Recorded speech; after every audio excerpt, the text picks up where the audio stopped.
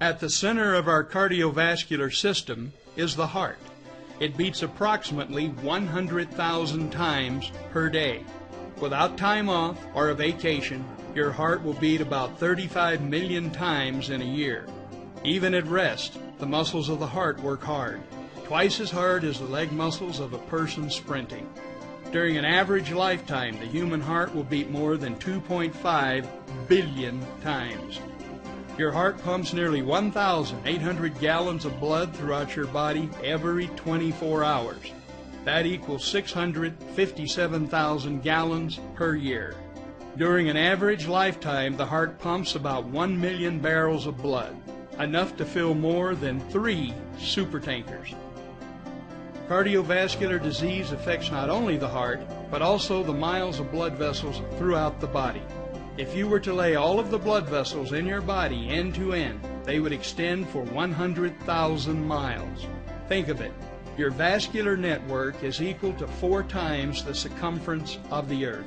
Yet if you're like most people, you have probably not given much thought to the vast network of blood vessels that run throughout your body. Surprisingly, most doctors and cardiologists know very little about blood vessels and vascular disease. Out of the 130 accredited MD granting U.S. medical schools, there are only about a dozen where vascular medicine is taught.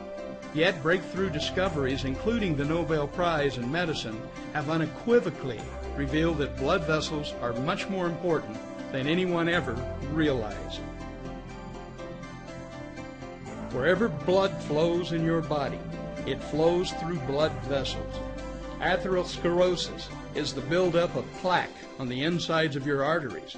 Without proper circulation, our cells starve and don't get the necessary energy and information they need to perform correctly. When this happens, every disease known to man may be generated. Medical professionals used to think that plaque would accumulate in the arteries until it completely closed them. That's not correct. We now know that when plaque becomes large and brittle, it can crack and rupture. The crack, like any other cut, and the body clots to stop the bleeding. However, when a clot occurs in the arteries, the result can be catastrophic.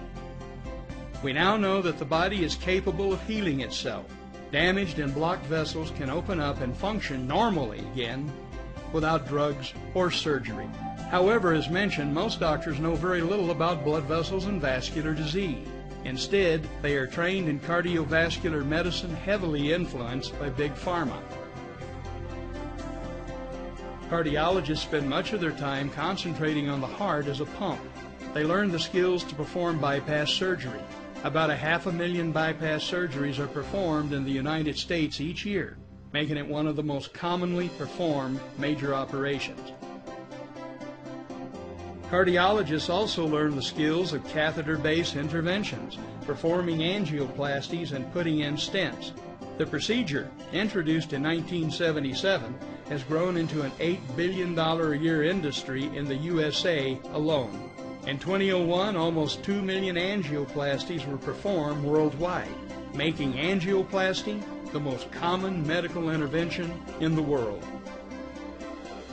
As mentioned, in 1998, the Nobel Prize in Medicine was awarded for the discovery of a molecule produced in the lining of the blood vessels that keeps them free of plaque. This miracle molecule has been the topic of more than 20,000 medical studies since 1980. The molecule is Nitric-Oxide. The lining of the blood vessels that produces nitric oxide is called the endothelium. It is the innermost layer of tissue that lines the blood vessel. The endothelium is only 1 cell layer thick. It is so razor thin that it cannot be seen by the human eye. Yet it has the surface area of 8 tennis courts. When you consider that the endothelium lines all 100,000 miles of our blood vessels. Amazingly, if all the endothelial cells in the body were lumped together, they would weigh as much as the liver. The production of nitric oxide is tightly controlled by the tissue that the vessel serves. When the smooth muscle cells that surround the blood vessels are constricted, nerve stimulation signals the endothelium to create and release small amounts of nitric oxide directly where it is needed. As a signaling molecule and as a gas, nitric oxide will diffuse freely through cell membranes. Nitric oxide signals the smooth muscle cells to relax and to open up. By causing blood vessels to open up, nitric oxide increases blood flow through them. Nitric oxide is the strongest natural relaxant of blood vessels. The nitric oxide produced in the endothelium is your body's best self-defense against heart attack and stroke. It has been said that you are only as old as your endothelium. A healthy endothelium is slick like Teflon. By contrast, an unhealthy endothelium is sticky like Velcro, causing plaque to attach. When plaque does not stick, clots don't form, blood vessels don't harden, and you won't die from a heart attack or stroke. The amino acid L-arginine is the source the endothelium uses to create nitric oxide. L-arginine is a nitric oxide producer and high-potency antioxidant that has power to reverse the buildup of cholesterol in the arteries. The scientific evidence of the benefits of L-arginine and nitric oxide are extensive.